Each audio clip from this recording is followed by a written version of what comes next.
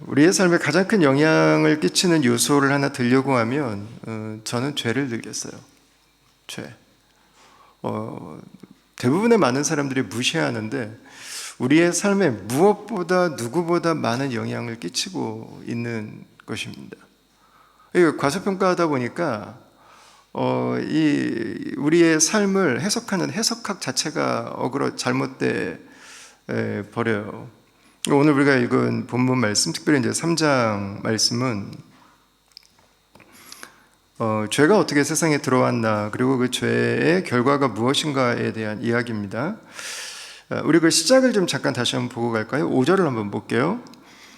너희가 그것을 먹는 날에는 너희 눈이 밝아 하나님과 같이 되어 선악을 알 줄 하나님의 아심이니라 그랬어요. 뱀이 하와를 속이고 이걸 먹으면 네가 하나님처럼 될 거야, 네가 하나님 자리에 앉는 거야, 이제는 네가 원하는 대로 살아가는 거야. 하와가 웰컴 합니다.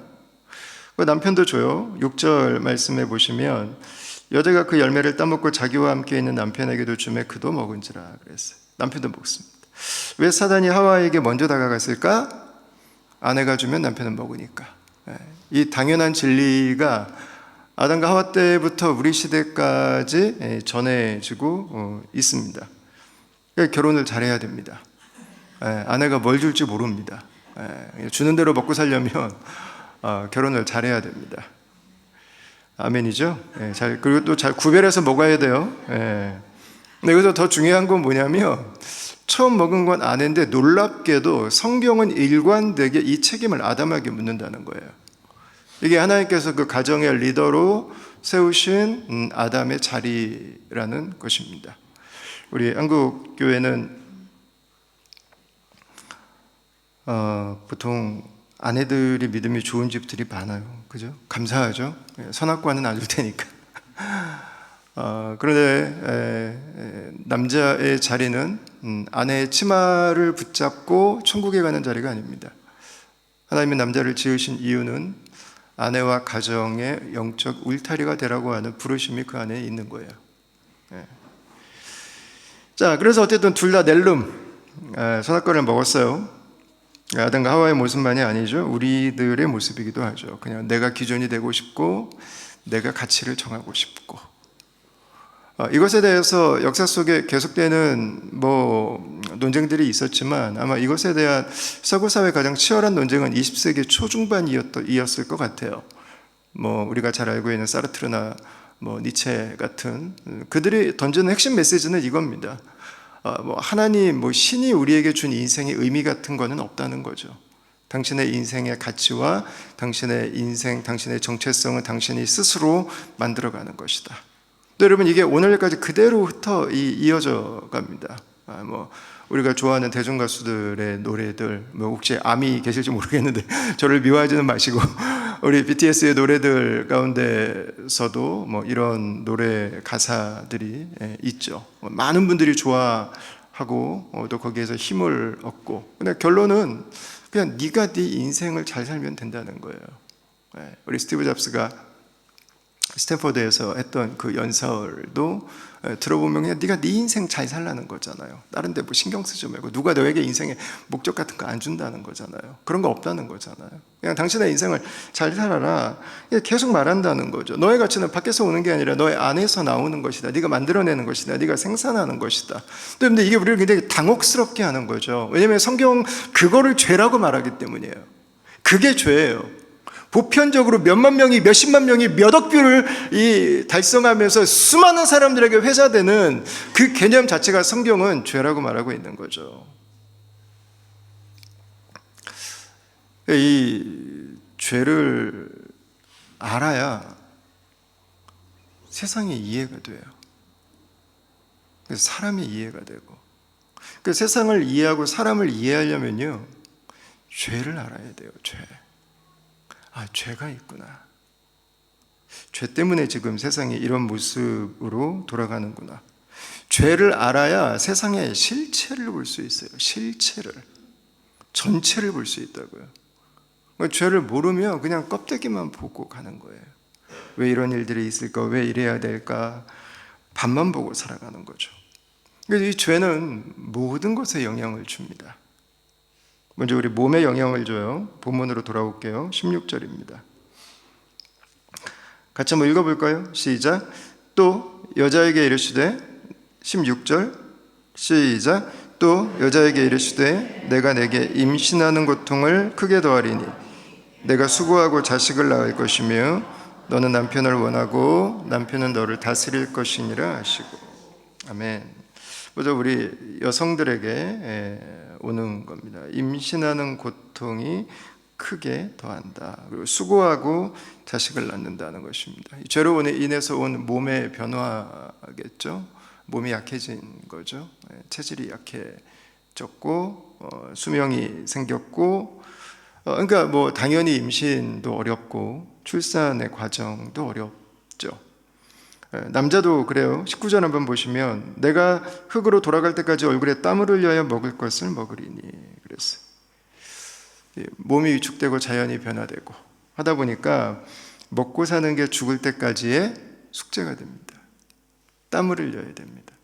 골치를 썩어야 됩니다. 하나님의 형상으로 지어진 우리가 죄인으로 이 땅을 살아가는 이중성을 가지고 있는 것처럼 하나님이 우리에게 주신 축복이 우리에게 이 세상을 살아가는 동안 이 노동의 축복이 고통의 노동이라고 하는 이 이중성을 갖게 된 거죠. 이게 우리의 실존인 거죠. 실존. 그리고 사람이 죽음을 맞이하게 되죠. 저는 좀 삶을 재밌게 이제 좀 생각하는 부분인데, 흙에서 와서 어릴 때는 흙에 계속 붙어서 살다가 근데 좀 크면은 흙에서 조금 떨어져서 일어나 살다가, 그러나 역시 흙에 두 발을 붙이고 살죠. 그리고 다시 죽을 때가 되면 다시 흙에 붙어요. 흙에 붙어서 생명을 유지해 가다가 흙으로 돌아가게 되는, 흙에서 와서 흙으로 들어가는 이 사이클이 이 인생 전체를 놓고 보면 너무 놀랍게 순환을 하고 있는 것 같아요. 그래서 이것이 우리의 한계고 또 우리의 소망이 이 땅이 아니라 그리스도의 부활 외에는 없다고 하는 것을 보게 되는 부분이기도 하죠. 자, 두 번째는 관계에 임한 결과입니다. 16절 뒷부분을 보시면 너는 남편을 원하고 남편은 너를 다스릴 것이니라 하시고 그랬어요. 인류 역사상 가장 아프게 성취되어 온 말씀 중에 한 절이 아닐까라고 개인적으로 생각합니다. 여기서 원함이라고 하는 이 단어는 굉장히 강렬한 단어예요. 강력한 단어. 그냥 사랑한다, 같이 있고 싶다 이 정도가 아니고요. 베이크으로 빨아들이고 싶은. 왜 이렇게까지 원하게 됐을까? 왜 이렇게까지? 온전한 부부관계는 남편과 아내가 둘 다 그리스도 안에 온전한 성인으로 딱 서 있을 때예요. 이때 과도하게 기대하지 않아도 돼요. 과도하게. 왜 이렇게 됐을까? 고장난 거죠. 마치 남편이 내가 원하는 것을 다 채워줄 수 있는 것처럼 남편을 원한다고 하는 그 진한 뉘앙스를 가지고 있는 거죠. 과대 포장된 기대. 근데 기대가 클수록 실망도 크게 되는 거죠. 그게 역사였어요. 근데 여러분, 그게 아니에요. 제가 요즘에 이 창세기를 하면서 가장 많이 인용하고 있는 이 브루스 월키가 이 부분에 대해서 아주 굉장히 재밌는 해석을 했어요. 남편을 원한다를 전혀 다른 의미로 해석을 한 거예요. 이 말씀이 원하다가 히브리어에서 이 창세기 4장 7절에 나오는 단어랑 같은 단어예요. 죄가 너를 원하나. 죄는 너를 소유하고 싶어 한다는 거예요. 너는 죄를 다스려라 이렇게 말하거든요. 원한다가 다스리다 하고 같은 단어예요. 왜 이렇게 강렬하게 원할까? 여성들이 남편을 원한다고 하는 그 원함의 중심에는 남편을 다스리고 싶어하는 욕망이 자리 잡고 있다고 하는 거예요. 그러니까 재밌죠? 남편은 대놓고 힘으로, 목소리로, 사회적인 포지션으로 아내를 다스리려고 하고, 아내들은 사랑의 이름으로 남편을, 자녀들을 다스리려고 하고, 그러니까 둘 다 똑같이 죄의 본성이 나타나는 두 가지가 다른 모습이지만 결국은 그 마음의 중심에는 같은 것이 있다고 하는 것을 이야기합니다. 부부관계의 원칙은 에베소서에 나오는 말씀이에요. 상호순종. 상호 섬김. 이게 대원칙입니다. 누구도 위에 있지 않습니다. 부부관계는 그리스도 안에서 함께 서로를 세워주는 과정이에요. 그게 돕는 배필이에요. 우리 아내를 돕는 배필이라고 하는데 아내만 돕는 배필이에요? 여러분, 남편이 그 가정의 영적 리더라면, 영적 지도자는요 무조건 돕는 배필이에요. 그 공동체에 속해 있는 누구라도 그 사람에게 도움을 받아야 되는 사람인 거라고. 남편은 무조건 돕는 배필이에요. 아내도 돕는 배필이고. 근데 죄가 우리로 하여금 그걸 망각하게 만들어버렸어요. 돕는 배필을 잊자 우리에게 찾아온 것은 주도권 경쟁이에요. 내가 위에 있어야 된다고 하는, 내가 이겨야 된다고 하는 이 싸움이 지속되게 되는 거죠. 그럼 좀 오래 살면 이게 좀 자리가 잡히냐? 전혀 그렇지 않아요. 나이랑 무관해요. 오히려 나이를 먹으면 먹을수록 이기성이 더 강해지기 때문에, 나 중심의 패턴이 강해지기 때문에 절대로 말랑말랑해지지 않아요. 여러분, 나이가 우리를 하나 되게 하지도 않고 성숙하게 하지도 않아요. 더 이기적으로 만들 뿐이에요. 상대를 내가 소유하고 싶은, 상대를 내 마음대로 하고 싶은 이 욕망은요 사라지지 않습니다. 더 견고해집니다. 여러분, 왜 그럴까요? 왜 그럴까요? 신약적인 개념으로 이야기를 하면, 오늘 우리 가정으로 가지고 와서 이야기를 하면요, 가정에 그리스도가 계시지 않은 거죠. 가정에 그리스도가 안 계신 거예요. 예수님은 교회용인 거죠. 교회용. 그리스도께 나를 드리지 않는다면 그 사람은 종교인으로 교회를 왔다 갔다 할 수 있겠죠? 그러나 가정을 그리스도께 드리지 않는다면 그 가정은 내가 왕노릇하는 나의 제국이 되길 원할 뿐인 거죠. 그 가정을, 나의 결혼을 그리스도에게 드린 적이 없어요. 우리 가정의 주인은, 우리 부부관계의 주인은 예수님 당신이십니다. 이 고백이 가정에서, 안방에서는 안 나온다고. 왜요? 가정에서는 십자가에 죽은 적이 없어요. 가정은 그냥 본성대로 사는 거예요. 그러니까 결혼을 해서 사는데 결국은 내 안에 숨겨져 있던 진짜 주인이 고개를 드는 거예요.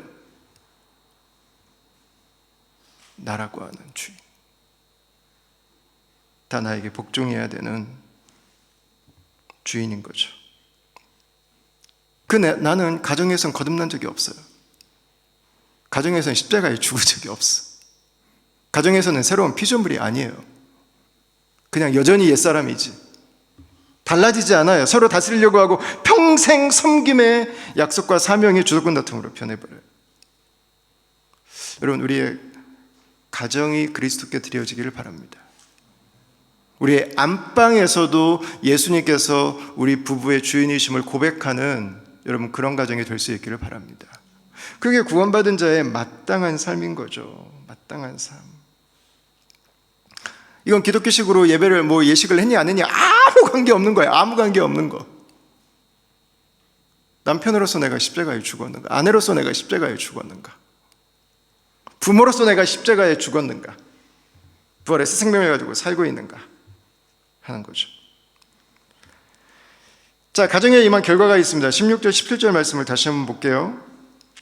또 여자에게 이르시되 내가 내게 임신하는 고통을 크게 더하리니 내가 수고하고 자식을 낳을 것이며 너는 남편을 원하고 남편은 너를 다스릴 것이니라 하시고, 아담에게 이르시되 내가 내 아내의 말을 듣고 내가 내게 먹지 말라 한 나무의 열매를 먹었은즉 땅은 너로 말미암아 저주를 받고 너는 내 평생에 수고하여야 그 수산을 먹으라 그랬어요.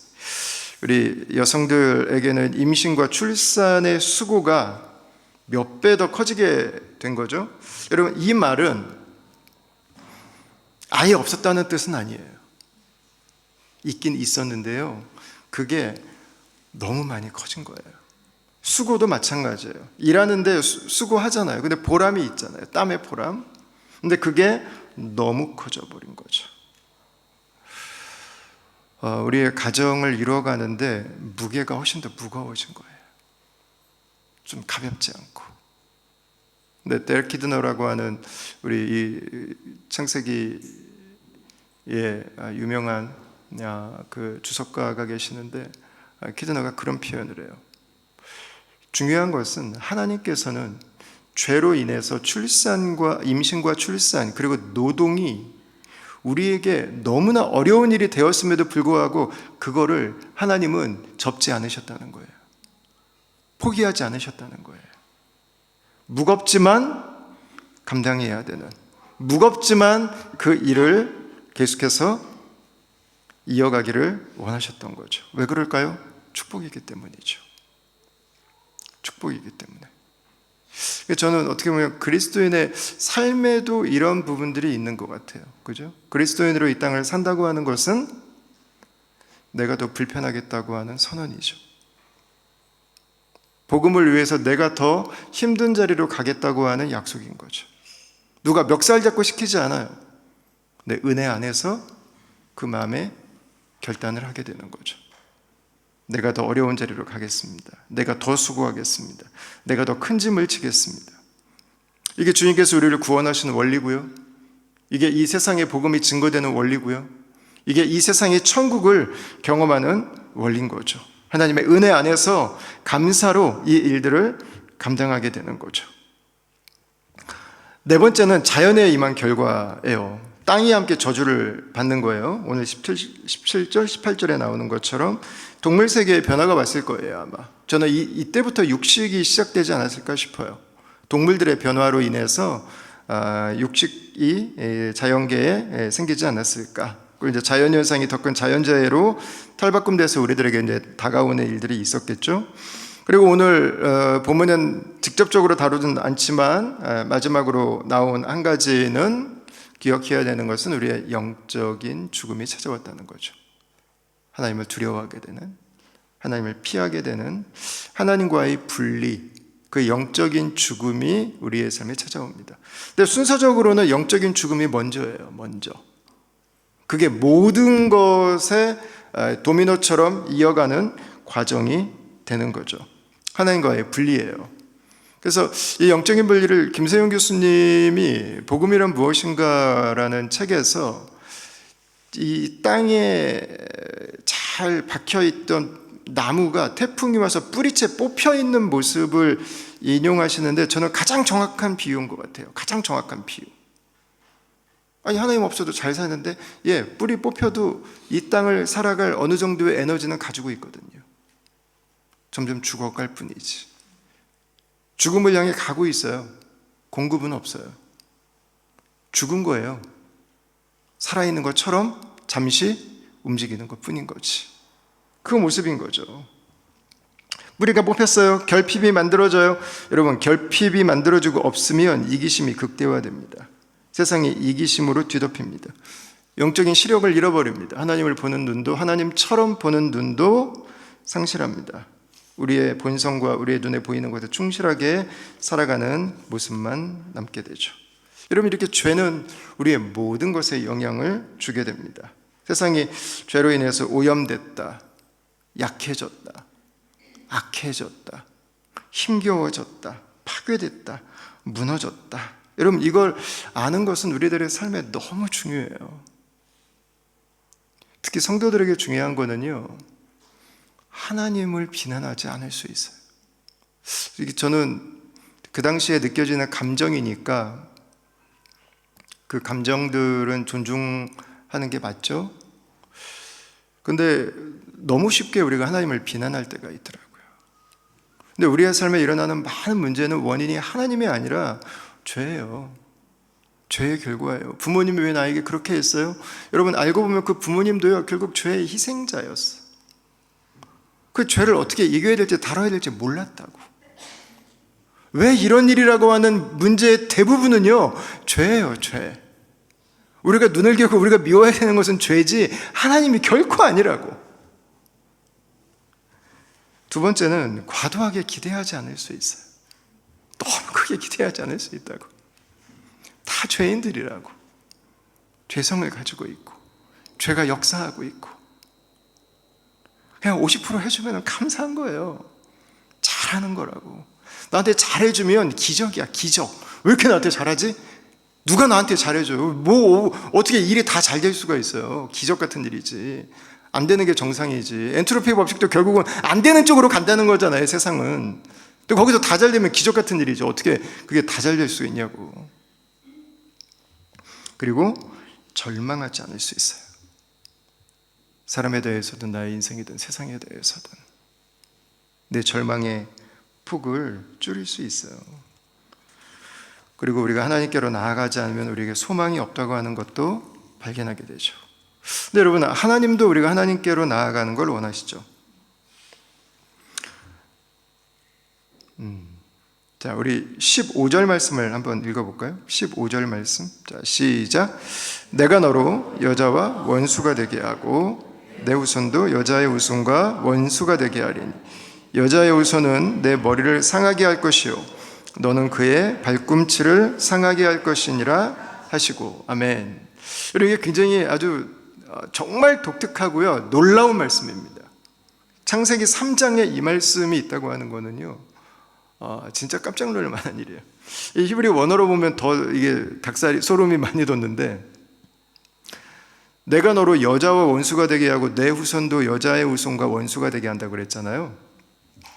여기 나오는 여자가요 단수래요. 단수, 한 여자. 후손이라고 하는 단어는요 단수입니다. 남성형을 씁니다. 이게 굉장히 재밌는 단어예요.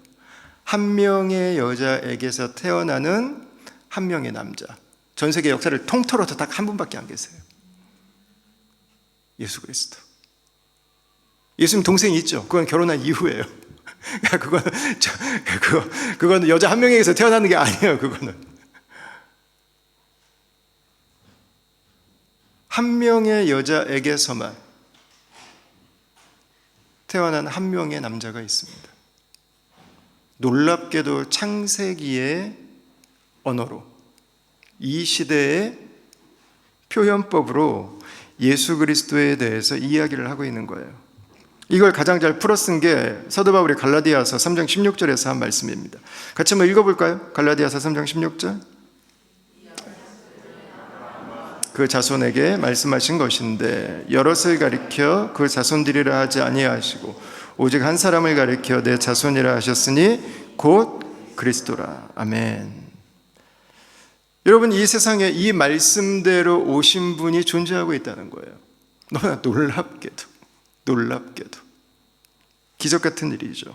예수님의 탄생 자체가 놀랍죠. 여러분, 그러나 예수님이 더 놀라운 거는요 구약의 그분이 소름 돋도록 몇천 년 전에 수십 군데 수백 군데에 걸쳐서 예수님에 대해서 이미 묘사해 놓고 있다는 거예요. 그 일이 일어난 거죠. 그분은 오셔서 뱀의 머리를 상하게 합니다. 오늘 이 앞에 14절 보면 뱀이 모양이 바뀌는데 이 저주는 작은 거고요.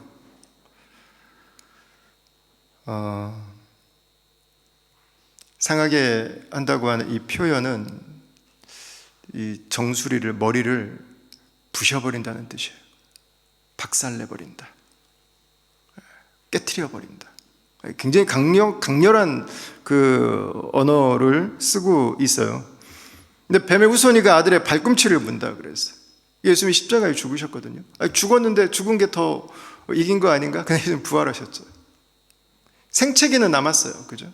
예수님에게 생채기는 분명히 남았다고요. 상처의 흔적은 분명히 남았어요. 근데 예수님은 다시 사셨어요.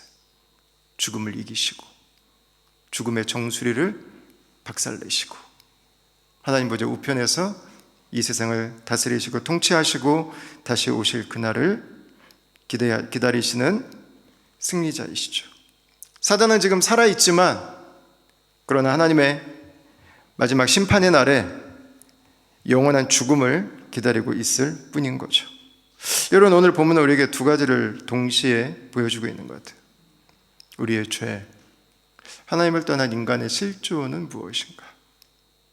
여러분, 이걸 알 때 나를 이해할 수 있고요, 내 배우자와 우리 아이들을 이해할 수 있고요, 다른 사람들을 이해할 수 있어요. 세상을 이해할 수 있어요. 왜 이렇게 돌아가지? 여러분, 당연한 거예요. 어떻게 보면 과도히 기대하지 않아도 되고요, 과도히 낙심하지 않아도 돼요. 그리고 우리의 시선을 그리스도에게 돌릴 수 있어요. 감사한 것은 하나님은 창세기 3장에서부터 이미 우리를 위한 구원자를 예비하고 계셨다는 거예요. 예수님께서 십자가의 죽으심으로 저와 여러분 같은 질그릇 같은 존재들이 그리스도라고 하는 보배를 품고 다시 하나님의 자녀된 온전한 형상을 가진 하나님의 피조물이 돼서 이 땅을 살아가게 하셨죠. 그래서 고린도후서 4장에서 말씀하는 겁니다. 우리가 이 보배를 질그릇에 가졌으니. 우린 질그릇이에요. 투박하다고. 하나님 보실 때는 별게 아니라고, 널려있는 것들이라고, 관심이 가지 않아도 되는 것들이라고요. 근데 우리 안에 그리스도께서 계신다고. 그래서 하나님께서 우리를 예수님을 보듯이 보신다고요.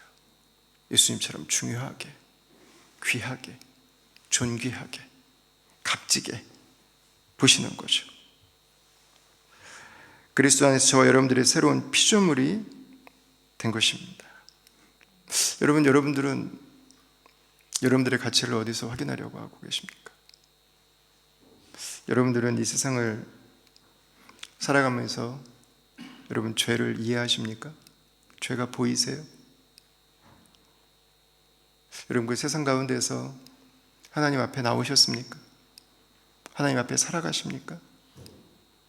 하나님께서 우리에게 주신 예수 그리스도를 영접하셨습니까?